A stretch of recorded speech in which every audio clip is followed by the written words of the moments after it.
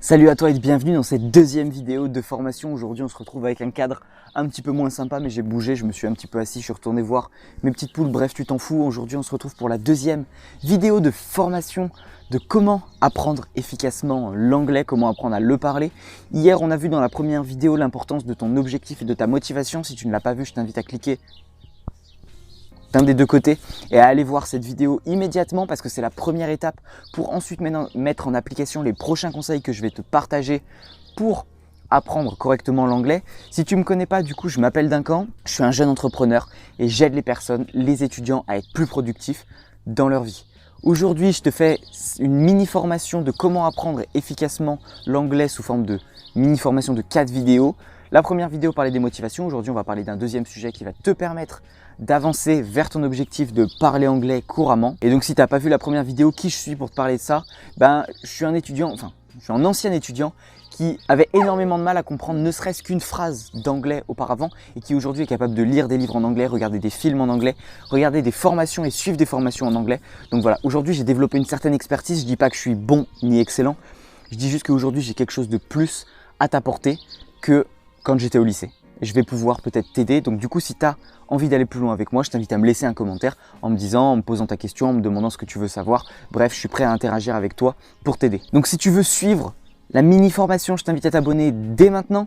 Je vais faire d'autres mini-formations sur cette chaîne. J'ai envie de pousser ce concept jusqu'au bout parce que je le trouve hyper intéressant et j'adore les choses qui sont organisées. Donc du coup, je vais faire ces vidéos sous forme de mini-formation pour que vraiment ça ait un impact dans ta vie, pour vraiment que tu les suives jusqu'au bout. Si ça t'intéresse vraiment, tu suis cette formation et à la fin, bam, on va chercher les résultats. Bref, quoi qu'il en soit, aujourd'hui, le deuxième conseil que j'ai envie de te donner, que je te partage et que j'ai utilisé pour avancer dans mon niveau d'anglais, c'est de trouver la plateforme d'apprentissage qui te correspond le plus, celle qui te fait le plus kiffer.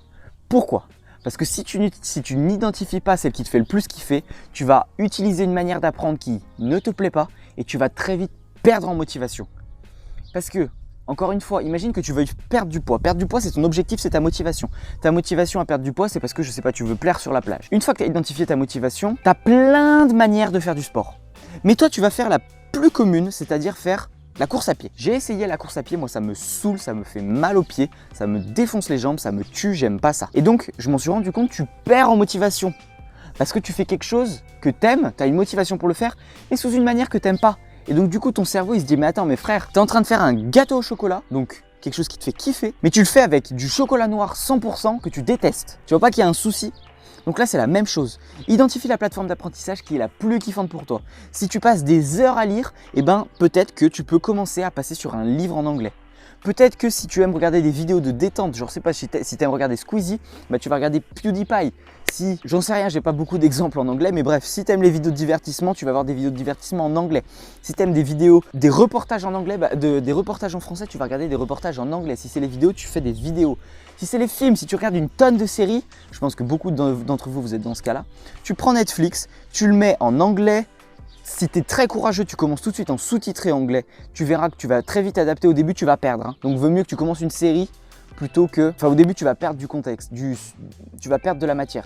Donc, c'est soit tu prends le risque, soit tu fais au fur et à mesure. Mais je t'invite vraiment à être attentif, à être concentré à ce qui se dit. Parce que sinon, tu vas juste écouter en mode passif, tu vas regarder les sous-titres, tu vas les lire et tu vas rien apprendre. L'objectif, c'est que tu essayes d'associer ce qui a été dit à ce que tu lis, de dire ah tel mot ça représente tel mot. Tu vois, ça te permet de faire tout de suite la traduction, ok? Ce que tu peux faire et moi ce que j'ai fait, c'est que j'ai fait d'abord, je me suis mis au taquet en anglais, sous-titré anglais. Donc j'ai vraiment mis le paquet et ensuite je suis revenu un petit peu sur du français pour essayer du coup de retraduire les mots anglais en français, histoire de les réassocier. Et ça c'est une méthode qui marche énormément. Bref, quoi qu'il en soit, identifie ta manière la plus efficace d'apprendre. Si c'est parler avec des personnes, parle avec des personnes. Si c'est faire des jeux, fais des jeux en anglais. Si c'est de voyager, voyage tout de suite, directement en anglais, comme ça tu es dans le contexte. Si c'est les vidéos, c'est les vidéos. Si c'est les livres, c'est les livres. Bref, tu auras compris, trouve la meilleure manière, celle qui te correspond le mieux d'apprendre l'anglais et ça sera tout de suite plus simple. Tu peux tout de suite passer à l'action en prenant cette plateforme, en apprenant, en te mettant. Et en fait, du coup, tu vas apprendre par plaisir. Tu ne vas pas apprendre par dépit. Genre, tu n'auras pas 1 heure d'anglais par jour. Non, tu apprends quand tu as envie. Mais il vaut mieux que tu le fasses régulièrement tous les jours plutôt que 1 heure sur 1 à 2 heures par semaine. Genre, tu fais une fois 1 heure le lundi, une fois 1 heure le vendredi, ça sert à rien. Vaut mieux que tu fasses 10 minutes tous les jours plutôt que 1 heure le lundi et 1 heure le vendredi. Bref, quoi qu'il en soit, commence à identifier cette plateforme, mets-la en application, commence à travailler sur cette plateforme, à essayer d'apprendre de nouvelles choses, à te faire plaisir, à te faire kiffer. Tu verras, l'anglais c'est comme le français, hein. C'est une langue, c'est juste une fois que tu l'as apprise, tu as le plaisir de parler anglais. Donc voilà, je t'invite à identifier cette plateforme, je t'invite à t'abonner si tu veux rien manquer des 2 prochaines vidéos qui vont sortir. Quoi qu'il en soit, du coup je te dis à demain pour la 3e vidéo de formation. C'était Nakor, merci de m'avoir écouté.